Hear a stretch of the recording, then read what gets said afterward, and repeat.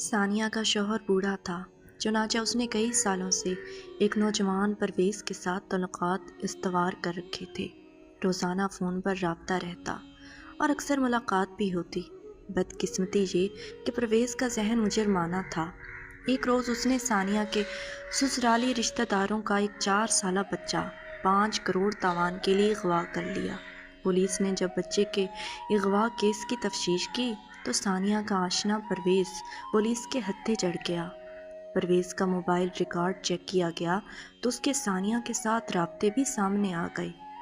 ثانیہ بضد رہی کہ اس کے پرویز کے ساتھ تعلقات ضرور تھے، لیکن وہ بچے کے اغوا میں ملوث نہیں تھی، جبکہ گرفتار پرویز نے انکشاف کیا کہ ثانیہ نے ہی بچے کے بارے میں مجھے معلومات دی تھی اور ہم دونوں کا منصوبہ یہ تھا کہ جب تاوان کی رقم ملے گی تو کہیں دور جا کر ہم نئی زندگی شروع کریں گے۔